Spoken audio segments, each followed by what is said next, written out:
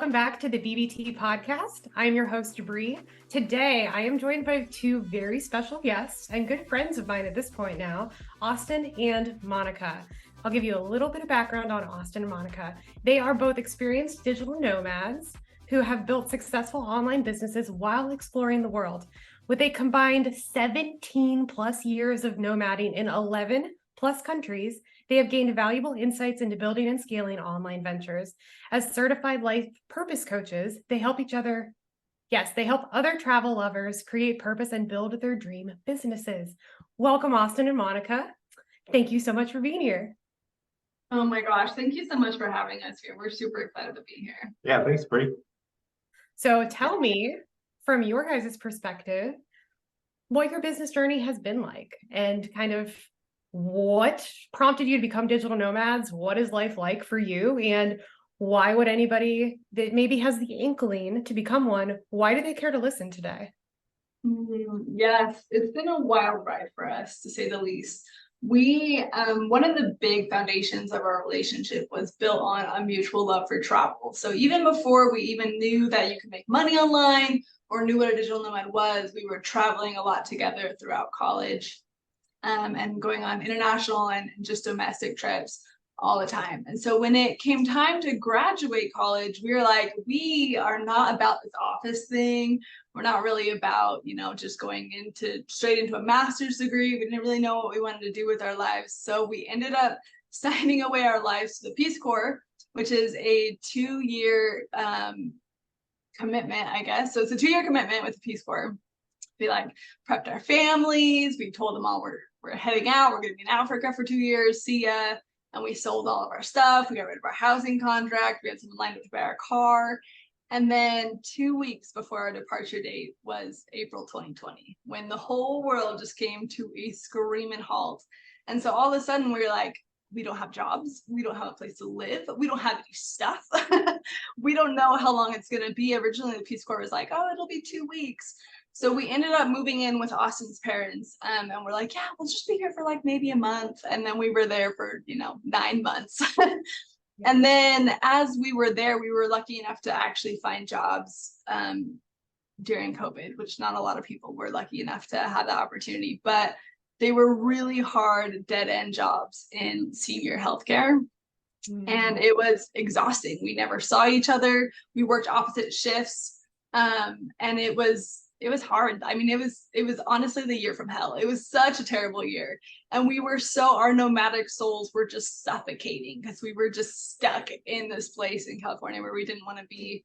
And so a couple months into that, I started Pinterest shopping for a new life is what I joke about it. I made a secret Pinterest board and you're going to discover really easily that I'm the risk taker. It's really easy for me to jump into something without knowing any of the answers. And Austin is a lot more structured, which has been really, really helpful for me in our business. But knowing that he was more structured and still grieving our plans with the Peace Corps, I created a little presentation for him, and I had a secret Pinterest board, and I was planning out all the details of how to become a digital nomad as to travel online. So did you literally make him a PowerPoint to be like, I'm going to sell him on this life now? Actually, it was pretty close to that. Yeah. Yeah. So I did all the research.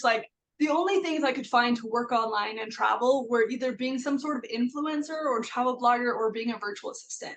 And I am not about to do my hair every day and show up nice on the camera. So I was like, okay, definitely virtual assistant. That's the way we're going. And so I legit, I researched it. I found the right course. I was watching all these testimonials from people. And so they had one of those free webinar things to get you into the course. And I was just laying about with Austin. I was like, hey, I'm going to watch this. Do you want me to just play it out loud and let you listen too? And that's kind of how yeah. Yeah, no kidding. I think that's such a funny part of our COVID experience, which was not a fun experience. I mean, it wasn't for a lot of people, but from the travel side, like Monica said, that was always something that was really important to us. And we realized a couple of years ago that neither one of us have ever lived in one place for longer than 9 months since graduating high school. And the 9 months was. And the only reason we were living in one place for 9 months was because of COVID, and we had to move in with my family. So like even during college, like every summer, like we would be in college for a semester, and then during the summer in between semesters, we would be living in a different state, traveling somewhere new. So that was something that was really important for the both of us that we both genuinely loved.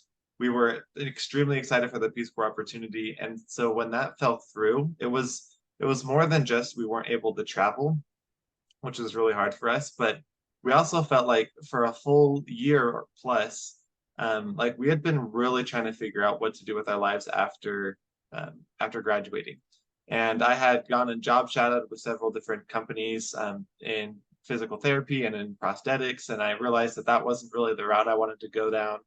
So we also felt like that was a trip that God had kind of inspired us to go on. Like he kind of laid everything down for us, and it up until COVID, everything worked out really seamlessly for us to go to the Peace Corps. And it just felt like the most perfect, like in line opportunity and experience for us. And then when it didn't work out, it was, there's the bummer of not traveling, but then there was the bummer of like, we kind of felt like God had let us down a little bit. And so emotionally, that was really hard to pick ourselves back up from, which is why, I mean, Monica pulled us through that really. That's one of the best things about being in business with somebody, and especially with your life partner, with your spouse. I mean, they can pull you out of those ruts really, really quickly, and they know you really well, and so they know what you need to get out of it. And that was definitely the case for me and Monica. She knew what I needed, and I guess what I needed was a PowerPoint presentation. And one of those webinars can secretly, like sneakily, just completely be the thing you need to see to completely shift everything in your life in one moment. It's amazing to me. Yeah, absolutely. And so notice too, like how different life was. Like you knew what your main values were, you knew what you guys wanted together, and then it got ripped out from under you. And it's almost like one of those moments where the universe is like, are you sure? How bad do you want it? Yeah, no kidding. Exactly. Okay, so what happened then after you like watched the webinar? Give me the next chapter.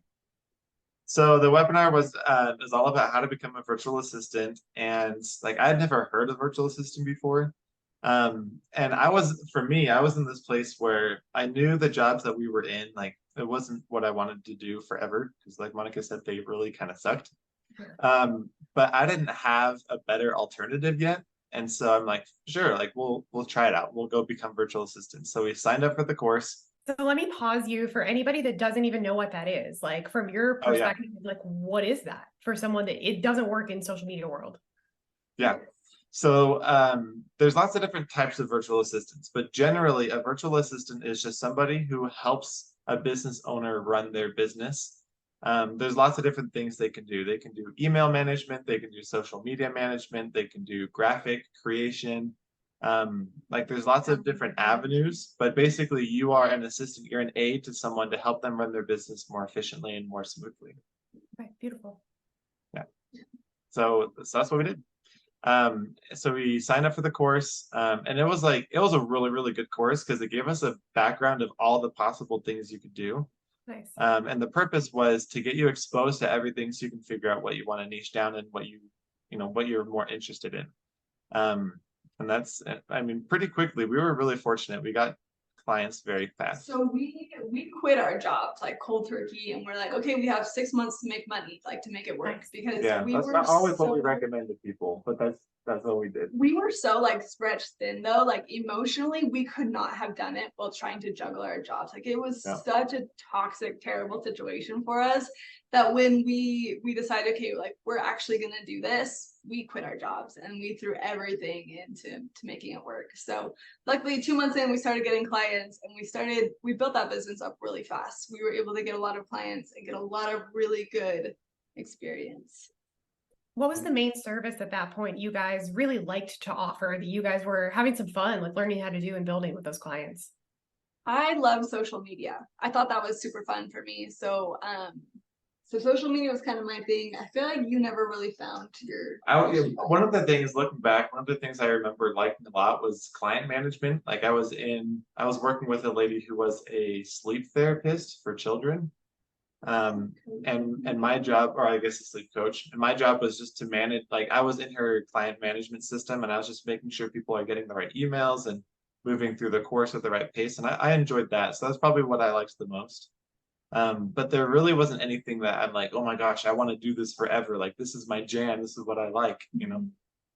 Okay, so fast forward for me a little bit. When did you actually when did you leave California and actually start now your official life as a nomad? Now that you kind of have the income in place, you have the online business in place, the beginning of it, when did you actually get to leave and where did you start? I think we started in like November. And then I don't remember if it was that year that we took a trip to Guatemala or I know that April, like that following spring, we went and we left California and lived with my sister and her family in Utah. So can I just add some details in here? Yes, you can. We lived abroad for the first time together that year in November. We were in Guatemala for several months, but we spent most of the first year traveling around the States, visiting friends and family and couch surfing and exchanging rent for house projects as we were building up our business. Yeah. Especially since like during COVID, everyone was like, I need to remodel my entire house. And so we're like, perfect. We can help do that. So we did a lot of that. Yeah, so we lived in Washington, California, Idaho, Oregon, Utah, all just exchanging our service, out helping people with their house stuff and letting us live there. You are truly like, if there's a will, there's a way. And let me talk about the power of resourcefulness. Like you guys just went and figured it out. Yep. I love that. I was reading something earlier about like how so many of us, and like I've been here, have learned helplessness, where we learn to just be like, this is my situation, I'm helpless, and we don't necessarily do everything in our power to get out of it. Yeah. You guys are the testament of like, we don't like the situation, we're going to do everything in our power, starting with the webinar and then moving around and just figuring it out. And here you are. I love that you said that because for a long time, I mean, not a long time, but for those 9 months, it felt like an eternity until it felt like forever. But for a long time, we definitely had that mentality. And it wasn't until like one time we're like, we're just taking off work and we're going camping. Like, we just need to get out of here. And it was like a breath of fresh air. And I was like, oh my gosh, I forgot what it feels like to be happy. And that's when I was like, I need to stop waiting for someone else to tell me to live my life and start making changes now. And that camping trip changed everything for me. Okay. We've talked about, you and I, us together, have talked about alignment a lot. And that is what is so clear about, again, when you guys are living out of your values and out of alignment versus the camping trip that kicks you back in, tells you who you are again, being like, oh shit, lights the fire. And now again, here you are. So tell me from your experience, like, have there been other times where you have felt that alignment shift and remind you again of who you are and what you want and where you're going? Yes, definitely. And this kind of goes like in the next place in our story as well, is as virtual assistants, we grew a business that was successful, that was everything we wanted. It gave us the freedom to travel. It gave us, financial freedom. We didn't have to clock in, clock out anymore. But something was still wrong. Like I hated it. I hated going to work, and I felt guilty for that because I was like, this is what I was looking for. This is what I wanted. And I hate just working in other people's businesses and not growing my own. And I am such a big picture visionary person, which I didn't even know at the time, but I was trying to do like social media scheduling for this really big blog. And it was really tedious. It was the integrator job. I was terrible at it, and I absolutely dreaded it. But it was a huge paying client for us. And then I got fired. They fired me. And it was like such a like, oh my gosh, like my jaw just hit the floor. Like, I cannot believe that I just lost this huge client. But it was such a good reset for me because I was like, okay, like I hated that job. I absolutely hated working for them. Now I need to figure out, like, I've had all this experience as a virtual assistant. Now I need to figure out what it is that I actually enjoy doing, because I don't want to feel like I dread working in this business anymore. Well, I remember we had several clients too that we worked with, and we like, again, we were just the virtual assistants. So we were just the helping hands. But we could see things, we're like, oh, I wonder like if you did this differently, how that would change things. Or from our perspective, we're like, oh, it seems obvious that you should change this part of your business. And there were a couple times that we made those suggestions. A lot of times we felt like that wasn't necessarily our place. But when we had a good relationship with the person, we would bring him up. and they weren't always implemented, and things didn't go well for them. And so we kept thinking to ourselves, like, that was one of the big catalysts, and we realized like we grew a great business as virtual assistants, but we kind of ended up back in this space where we're working for other people again, and we didn't enjoy that. And I didn't even know this was something that I valued, because I had never thought about starting a business. Like I never thought I wanted to be my own boss until we had this experience. I'm like, that'd be really nice if we could see something that needs to change and just consult each other and then go change it, and not have to convince someone why it needs to be changed, or not just be their helping hands, but like have it be ours. And so that kind of prompted us to make another shift. Okay. All right. So then what was that next chapter? Like how I'm seeing the confidence starting to be built. You're noticing like, okay, we have all these skills. Why are we not doing it for ourselves? What was that like shift in identity where you're like, we're going to do it for ourselves now?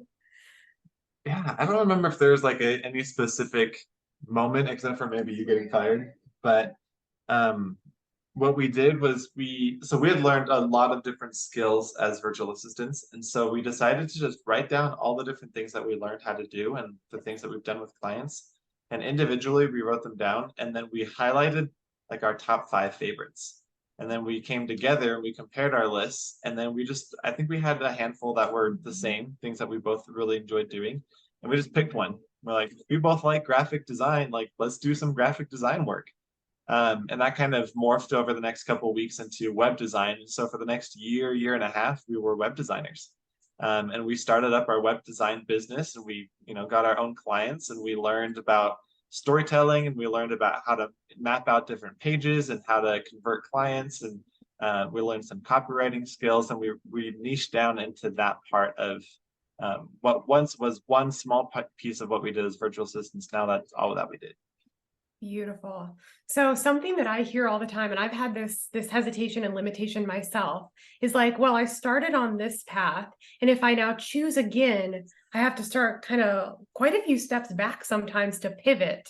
What advice would you give somebody that's maybe going through that right now, where it's like your situation, you had learned the virtual assistant skill set, then you did website design. You guys aren't even doing website design anymore. We'll get into the next chapter. But like, what advice kind of would you give somebody that's having those hesitations and kind of anxiety around like starting something new that is more aligned? Yeah, I have a really good analogy. It's not mine, but I heard a really great story that illustrates this super well. And it's the story of this father and son who were on a camping trip, and on their way home, they get to a fork in the road, and they don't remember which way to go down, like which road takes them back home. And so, after talking about it, they pick one road, they go down for, I don't know, several minutes, and they get to a dead end. And so they have to turn around and go back down the other road. And the son's like, Dad, what the heck? Like, we both really felt like that was the right road. Like, why? Like, what happened? Yeah. And basically, the lesson from the dad was, you know what? Yes, we ended up going down this road that was wrong. But now that we're going down the other road, we know with 100% certainty that this is the right road. And we don't have to question the whole time we're driving, is this the right road? Is it not? And then for me, it's something similar. Like when you do make a pivot in your business, for us, luckily it was like a year, but I know for some people when they make this shift and they need something new in their life, it's maybe been a decade where they've been doing one thing and now they want to do something different. But I don't think it's a step backwards like a lot of people feel like, because you've spent that time learning more about yourself and learning what you do like to do, what you don't. You've probably changed as a person. And so now when you shift and you go down this new road, everything that you learned, whether things you do like to do or things you don't like to do, that's really valuable information. And so now you have more confidence going down this new road that you're on a better path because you've already tried the wrong path, if that makes sense. It does.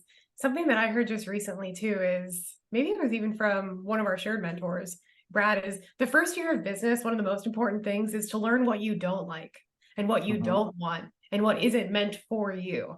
And so it sounds like that was literally your perfect first year. And then we aren't like trying again, but we're learning from experience. Every single movement forward, we get to take that experience. So you're right, Austin. It's never really a step back. It's maybe just stepping sideways onto the other path you're meant to be on anyways. Yeah, absolutely. Yeah. And I just think that we as humans are so much more dynamic than we give ourselves credit for. And I think sometimes we don't realize, I don't know, like when you think of traditional jobs, you have one job and that's what you do your whole life, right? But we are constantly, or we should be constantly evolving and like leveling up and learning about yourself all along the way. And so being stuck in a job title or in one business venture is going to stunkate your growth. Is that a word? Stunkate. I love it. We're gonna make it one. It's gonna stunt your growth and you know keep you from moving forward and evolving into the best possible version of you. And so if you're feeling that call to pivot, to change, to realign your values, do it, because there's a better version of you just waiting for you to take that step. Do you guys also feel like there's a big shift happening right now, just in like people being awake to the idea that work doesn't have to be traditional anymore? That it's not like go to one company, work for 40 years, get your pension plan, retire, life is over, the end, good job. That isn't the way anymore. And there's a lot of people now that are starting to really question everything and kind of break that paradigm. That was how I was raised, is like get the one good job and make sure you're successful at it. Like, did you guys along your way in making these decisions, like, did you have any of that noise from the outside of like judgment and kind of like societal pressures to be normal and not walk this amazing path that now you guys are on? Honestly, I think we've been really lucky or totally just oblivious because I don't remember anyone giving us any grief for it. Good. I have heard, like, now that we've been successful, a lot of people were like, oh, I was really worried about you guys. Or like I've heard like people say things to my mom and she took it for us. I don't think we gave people a lot of chance to tell us what they thought.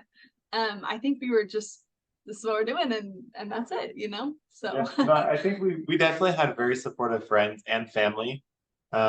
I think for me, a lot of that came from just from within myself. Yeah. Having those voices in my own head saying like, oh, but what if, what if this isn't going to work out? Or, what are you going to do about your investments? Or when are you going to get too older and retire, all that kind of stuff. Like that was just from myself, but I don't think it ever came from other people. So you guys are in my mindset world. What do you do about when you heard those voices and maybe even they still come up? How do you get rid of them? How do you still move forward and do things your way? Yeah, that's a good question. And I think I don't know. For me, I don't know if it's a matter of like try and get rid of them. I think to some degree they're always going to be there. I kind of think you have to learn how to just focus on the positive part of it. Like once I started paying more attention and identifying and actually like writing down and talking to Monica about the things that were going better in our lives, the thing like we were feeling better about ourselves, our mental health was better, our physical health was better, all that, everything that we just talked about as far as like we're in a more aligned business and we enjoy what we do. And like once I started kind of highlighting the benefits of it, I feel like those voices started going away. And it was for me, it was I think a matter of shifting my focus and not just sitting and dwelling on those thoughts, because I think I think they are going to be there to some degree all the time. Yeah. But I just had to start paying more attention to and giving more credit to those more positive voices of encouragement for myself and a lot of voices from Monica. I like to talk a lot, so he gets a lot of my voice. But you're a good storyteller and you're a good motivator, so that's a good voice in his ear, interpreting some of the chatter from I'm on team overthinker with you a lot of times, Austin. So sometimes I need a little Monica to be like, no, it's all gonna be fine. Everybody would benefit from a little Monica. Yeah, exactly. I think Brie, whether these voices are coming from outside people or from your own mind, for me, recognizing that it's coming from a place of love has been huge for me. Like I recognize when people are afraid for me, it's because they love me or because they're, wanting to do the same thing themselves and they feel bad that they haven't yet. Or like from my own mind, like my brain just loves me and just wants me to live, and live a good life. And so when I start getting these like, oh, like this isn't gonna work, like what are you doing? Who do you think you are? It's it's my brain trying to protect me. And more than that, it's the little girl, me, little baby Monica, who's been through some trauma, who's like, I don't know if I can do this again. And so being able to separate that, and it's like kind of weird because we've been talking about this a lot. Like, I'm not a very visual person. Like, if someone says picture an apple, I have a really hard time picturing an apple, but I can like see the word apple. I don't know, it's really weird. But for some reason in my brain, it is so clear to me when these thoughts come up, I see little girl Monica and I just go give her a hug. And then it all just works out, you know, just like knowing that I can protect her now. Another thing that has helped me a lot is just popped back into my head was to really think about like what is truly the worst case scenario. And I think you have to ask yourself that because our brains like to come up with these really elaborate worst case scenarios. Like, oh, you're going to be on the street homeless and begging for food. And, it's going to be like this terrible, awful thing. The end of the world's going to come because you did this thing. But then like when you stop and think and like if you journal through it or talk to somebody or just be honest with yourself, like really what's the worst case scenario? Let's say, okay, I'm in business for a year. It doesn't work out. I hate it. I go back and get a job. Or another example, like when you think about being homeless, I think this actually came from a book we read in your book club last month. I don't remember if it was in this book or not, but talking about money, like let's say worst case scenario, you don't have any money. Mm-hmm. Well, think of all of the friends who would let you stay at their house for a month or even a week. If you have at least 52 friends, then you can stay at each friend's house for a week and then you'll have a place to live for a year while you're getting yourself back up on your feet. That's kind of what Monica and I did. Going back to our story, moving around the West Coast for a full year, we were living with our friends and family while we were growing our business. And like the worst case scenario in reality is not nearly as bad as what it is in my head. And so once you start thinking through that, then you realize I'm actually safer than I think I am. And it gives you the courage and gives you the oomph you need to take a little bit of a larger risk. I love it. Such a good summary too for anybody that is like, again, we want to explore, we want to take risks, we want to do these things, but the little girl in us is afraid. The little boy in us is like, oh, what about the judgment of everybody else? Like there are so many reasons why not to do something that it does take a little extra effort to find the reasons why to do something. But once you do that, how much does your confidence change, your belief in yourself change? Like you guys just listed off so many like wonderful mindset habits you guys have learned to keep yourself in the belief. How much of a difference has that made for you, again, in and out of alignment in your business? So much. Like, I don't know why we don't teach mindset tools in school because it makes all the difference. Like, I mean, we've been through some hard things lately, but our ability to bounce back through them is so much. I don't know, it like doesn't even bother us as much anymore. We maybe have one hard day and then we're able to like just move forward. Sorry, we're in a Spanish speaking country, so like if Spanish words come out, I truly apologize. I love it. But if you like look back, like if I look back at COVID it took me months to bounce back, and so just having those mindset hacks, like it makes all the difference. Yeah, that's exactly what came to my mind too, actually, because just 2 months ago, Monica landed in the ER with a really bad infection. So that was not fun. The amount of money that we had to pay because we were in the States and state health, US healthcare is ridiculous. So the amount of money we had to pay for that was ridiculous. Being worried about Monica's health was really scary and nerve-wracking. But we, like Monica said, like we have grown a lot of resilience to those difficult moments, and we were able to pick ourselves back up really, really quickly. I think it was like a couple days maybe versus the months that we were kind of dragging our feet and in the slums after the Peace Corps thing happened. Yeah. Growing a business is one of the best ways to grow yourself. I didn't believe that until you experience it, and it compounds your growth. And it's like, they always said, like, I don't know if you guys know anything about ayahuasca, but like ayahuasca is like 10 years of therapy in one night. Business is like 10 years of personal growth in 1 year. Yeah, it really is. Yeah, we always joke that like one business year is like a dog year. Like so much happens and there's so much growth all the time. Yeah. All right, so let's fast forward to what is today's chapter for you guys like? What are you doing now? Yeah. So as we were traveling the world as web designers, a lot of people were like, hey, like, this is cool. Like, teach us what you do. But I want to learn from you. And so we helped, I think, like 4 or 5 people launch businesses, and watching them be successful and like start to live their own dreams, we're like, oh, dang, like this is so fun. And we started to feel more like drawn to that and less excited about our web design clients. And even our web design clients, we found ourselves like wanting to coach them more. And so that's when we were like, all right, like let's take this coaching thing seriously. Like let's help other people start to live their dreams and be able to walk out of their dark places. And so that's when we went and we got life purpose life coaching certified. And that's when we started helping people become digital nomads. Yeah. We realized as web designers, like we like laying things out for people and creating their websites, but we realized that that's just one small piece of the business as a whole.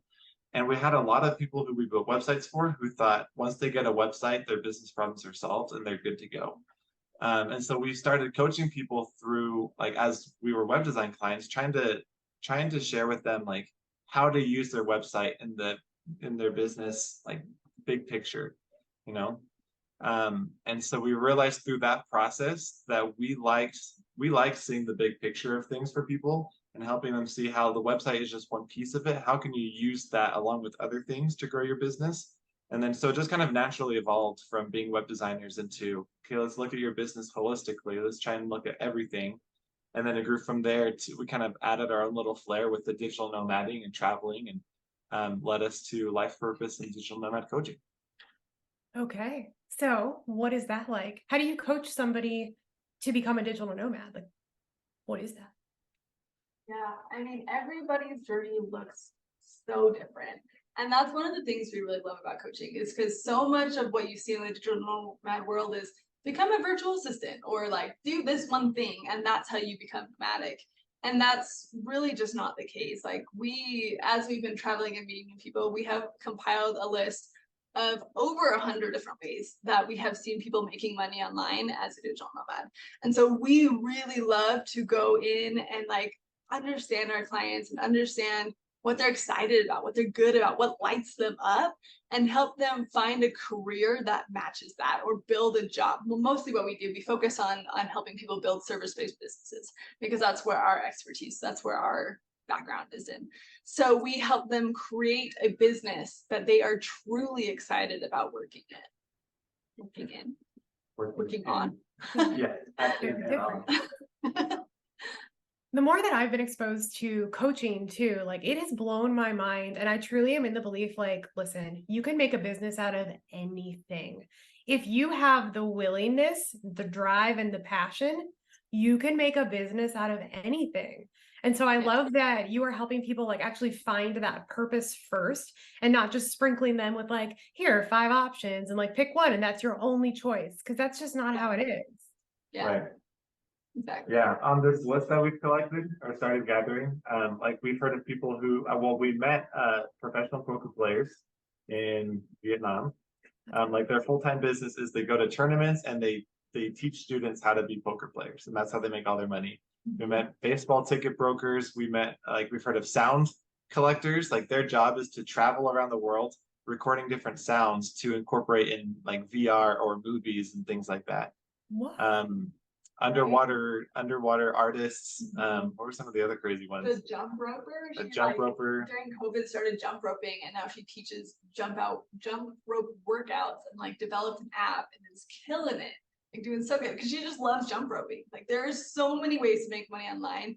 Now more than ever, it's so easy. Like if you are doing something that you don't absolutely love, like that's on you. You gotta change that. You gotta love what you do. Yeah. I agree. I'm so with you. Okay, what would be your piece of advice then for somebody right now that's like has their like heart pumping a little bit and they're kind of feeling the like, oh shit, they're totally right. Like I don't really like what I'm doing 9 to 5. I've always been interested, but I've watched from the sidelines forever. Like what would you tell them? Like how do you even get started? Yes. I think the very first thing you need to do is spend some time with yourself. Just figure out what it is that you like doing, what you're good at, what are even some of the options. And we always tell our clients to write down I think we challenge them to get to 20 to 30 things that you like doing. And it could be anything. It could be knitting. It could be I don't know, maybe you really like making handmade cards, or maybe you really just like going and talking to people in retirement homes and hearing their stories. Whatever it is, like write down those things that you really like to do. And then from that list is where we're going to start to look at what you can be doing that will actually light you up, and figure out how to make money from it from there. I think So the what I'm hardest part of hearing- this process is not filtering yourself. Yes. Because first of all, we let other people filter us. Like we'll have voices of parents who are concerned, or siblings who are, uber successful as a doctor, or our friends who are off doing this one thing and they started a business and now they're a millionaire. And we start thinking, okay, I'm gonna do this business. Oh, but I can't because of this. So what about this idea? Oh, but I can't because of that. And we immediately filter our thoughts. So I think the hardest part of this exercise, but the most critical part, is to just let it all out and let yourself, really let yourself dream. Yeah. Writing down all the things that you like to do, but all the potential businesses that you would like to start. Like, don't worry if it's a dumb idea. Don't worry if it's not going to work. Like, just get it out there. You can filter it later. Yes. So what I'm hearing too is don't worry about the money first. And I think so many of us, when it comes to like, I'm going to start a business, the first thing is like, how do I make money? And then it clouds everything else we see. And then we'll cut off all these options that we actually are passionate about, because traditionally it might not make money. How much do you guys see that come up with people like that, maybe potential clients or current clients, when they're like, can you really make money doing that? Like, do you educate people quite often on like the possibilities that exist out there? Yeah, we try and tell people that all the time. I really think to be a successful entrepreneur, well, first of all, I think success has a lot more to do with how much money you make. But to truly be successful and to truly being successful has more to do than just with the amount of money that you make. But I truly think you have to have a mission that you're serving that's larger than financial gain. It's larger than status. It has to be about how can you make the world a better place? Yeah. But it also doesn't have to be how can I become Gandhi and change the world? But I think it's if you are someone who loves to knit sweaters, and the way that you can make an impact in the world is by making sweaters that keep people warm in the wintertime, make them happy, has fun designs, they like wearing it, they like sharing it with their friends. You're making the world better still. Yeah. In your way. And I think that's what people need to find. That needs to be the mission that drives people. I couldn't have said that better myself, Austin. Holy cow. And it is about finding purpose in the passion. And once you do that, hey, guess what? The money starts to come. You guys are starting to realize that and learn that even more too, especially doing some of the money work. Yeah. Yeah. I heard somebody say once that life isn't about finding your passion, it's about living your purpose passionately. And I loved that phrase. That's beautiful. Yeah, that is perfect. All right. So now, is there any final advice you would give somebody before we kind of close up for today? Again, if they're no matter where they're at on their journey, because we both deal with business owners mostly, but you guys almost exclusively help business owners. What would you tell somebody right now that is going through a little bit of that, ooh, I don't know if I am in my purpose and in my passion, and I've created a job for myself, but I don't know if I love it? What would you tell them? Well, the first thing that comes to mind, something that's been really helpful for us, is having some form of community. Monica and I have been really lucky to have each other, which has helped a lot. But like I said, we've also had very supportive friends, very supportive family who has helped us. We created a Facebook group for this purpose because we do know a lot of people are out there trying to do it on their own. And don't have a partner or don't have supportive families and friends. And so we're trying to create a space where people can uplift one another, encourage each other. So when they are in the space of, no, I don't know if I can take this risk, or I don't know if this is going to work out. They have a network of people that are also going through the same thing that they can connect with and help each other out. Yes. So my suggestion would be one of two things. One, join our Facebook group. and connect yourself with the people that are in there. Or two, find some support buddy, whether it's a friend from high school, a friend that you met the other week who like you really click with, maybe it's a parent, maybe it's your spouse. Find whoever it is, find somebody who will support you 100% and help you on that road and help you figure it out. 100%. I totally agree. Monica, do you have anything you want to add to that? Yeah, I mean, I think there's so much importance, like just getting yourself in the room, uplifting people. There is so much negativity in the world that's so easy to find. So finding like just positivity, like positive people for you for sure. And then I just think like you just need to trust yourself more. Like you have this calling for a reason. You have the gifts that you've been given and the ability to create something fantastic. And I think along the way, we learn to stop trusting ourselves and stop listening to that kind of gut feeling that we have. And so just tuning back in and realizing that you have everything you need within you to be great and to make the world a better place. You know, you already have those skills. And I think there's probably a lot of people listening to this be like who feel that call and have instantly clamped it down, you know, and they're like, oh, I can't make the world a better place. I don't have the skills, I don't have whatever. And if that's you, I just encourage you, just like unclamp it and just see where it takes you. I call it like the little clamshell. Like we get like scared in our little clamshell, and it just becomes about like hearing the right words from the right person at the right time that just opens it a little bit, and then getting that to happen again. And all of a sudden our perspective starts to get open, and we are open to see things and like be part of a bigger mission and a bigger vision and a bigger journey. And in Austin's point, it matters a lot with who you surround yourself with. So thank you for being people that I surround myself with, because it's wonderful to have these conversations and just have people that get it, that just get it. So thank you guys. I appreciate you as always. Oh, thanks, Brie. Thank you. That being said, for everybody listening and watching, how do we find you? Like, where do you want them to go to listen to your podcast? How do we join the Facebook group? Yeah. Tell us more. So the Facebook group is called the Digital Nomad Startup Circle. We have a bunch of resources in there already. Every month we're doing a different challenge and a different like a community engagement activity to help you on this journey. So definitely I would recommend you join us in there. We are also on, so our podcast is called The Profitable Nomad Couple. You can find us wherever there's podcasts. Yeah, and we're currently working on a really cool offering that like if we had to start completely over and we were trying to build a business that we were aligned with, we have put together that resource for people and it'll be available Black Friday. So we're super excited about that. So anybody who's kind of feeling that call, get ready, get in our Facebook group. It's coming and we're so excited. I think, are you guys doing a workshop for that too? Like ahead of time? Yeah. So if you guys listening are like feeling this path for you, like, oh, I've always wanted to travel. I want to build a business about something I like. And Austin and Monica are just speaking to you. They are hosting a free workshop that's going to help with some of the clarity piece.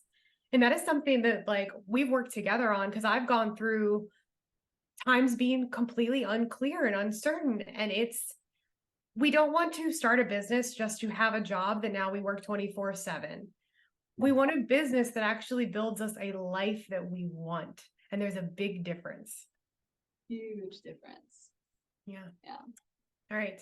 Does that feel complete for now? That feels great. Yeah, this is a great conversation. Thank you guys. I appreciate you. And this will not be the last time you see Austin and Monica. I can guarantee that. And I hope sometime we'll see each other internationally as we cross paths in this nomad life. Yeah, we should. Looking forward to it, my friends. Thank you so much as always. And come back next time and we'll see what we have next.